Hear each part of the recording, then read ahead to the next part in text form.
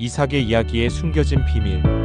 하브루타 학습법을 기독교 교육에 적용하여 질문과 대답의 형식으로 구성하였습니다. 질문자와 대답자 역할을 번갈아 맡으며 대화를 통해 성경의 깊은 의미를 발견해 봅시다. 안녕 수지야.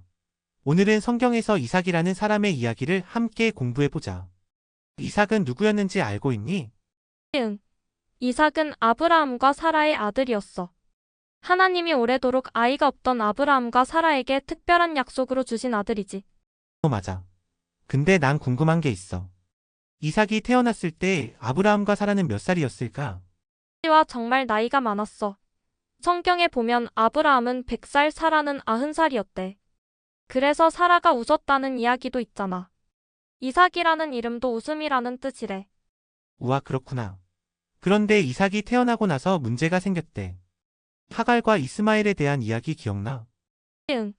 하갈은 사라의 여종이었고 이스마엘은 하갈이 아브라함에게 낳은 아들이었지. 이삭이 태어나자 사라가 하갈과 이스마엘을 내쫓았어. 왜 사라는 그렇게 했을까?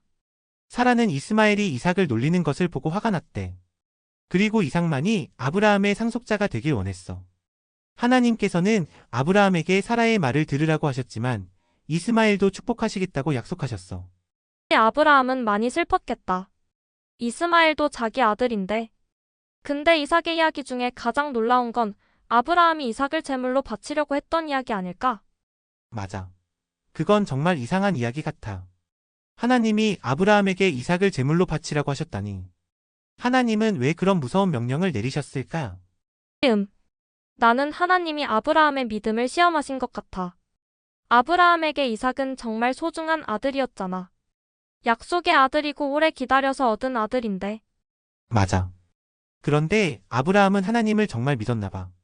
모리아 산으로 이삭을 데리고 가서 제단을 쌓고 정말 바치려고 했으니까. 이삭은 그때 어떤 생각을 했을까? 이삭이 아버지에게 물었대. 불과 나무는 있는데 제물로 바칠 어린 양은 어디 있나요?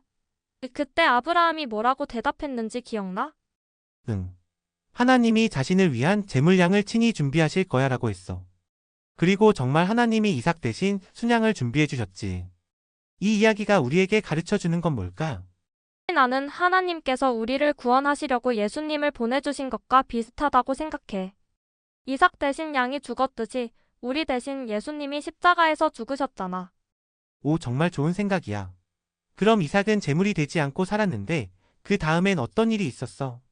그 후에는 이삭의 어머니 사라가 127살에 돌아가셨어. 아브라함은 가나안 땅 헤브론에 있는 막벨라 굴을 사서 사라를 묻었대. 이삭은 어머니가 돌아가셔서 많이 슬펐을 것 같아. 그렇겠지. 그 다음엔 이삭의 결혼 이야기가 나오잖아. 아브라함이 종을 먼 고향으로 보내서 이삭의 아내를 찾아오게 했대. 왜 가나안 여자와 결혼시키지 않았을까? 아브라함은 이삭이 우상을 섬기는 가나안 사람들과 결혼하면 하나님을 떠날까봐 걱정했던 것 같아. 그래서 자기 고향인 하란에서 신부를 데려오게 한 거지.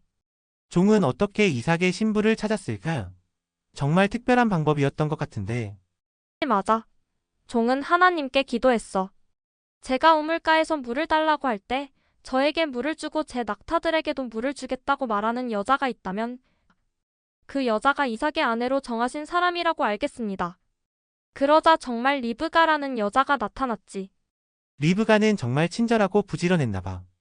낙타 10마리에게 물을 준다는 건 쉬운 일이 아닐 텐데. 리브가는 어떤 사람이었을까? 성경에서는 리브가가 아름답고 정직하며 순결한 여자였다고 해. 그리고 아브라함의 조카인 나홀의 손녀였어. 그러니까 이삭과는 친척 관계였지. 리브가는 아브라함의 종을 만나고 나서 바로 이삭과 결혼하기로 했니?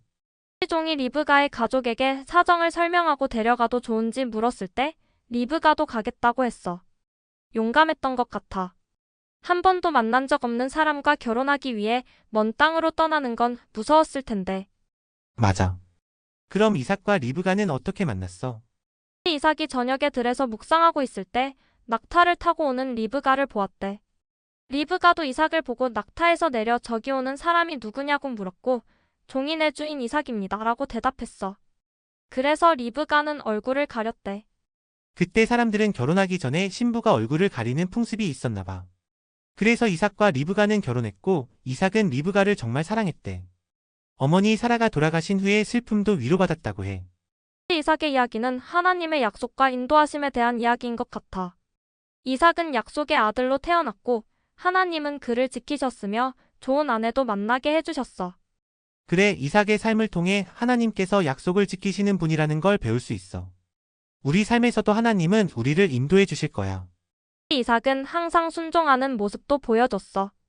아버지 아브라함이 자기를 제물로 바치려 할 때도 하나님을 믿고 순종했잖아. 우리도 이삭처럼 하나님을 믿고 순종하는 사람이 되면 좋겠다. 응. 이삭의 이야기를 통해 하나님의 약속, 믿음, 순종, 그리고 하나님의 인도하심에 대해 배울 수 있어서 좋았어. 이상 이삭에 대한 말씀이었습니다. 이상 이삭에 대한 말씀이었습니다. 감사합니다.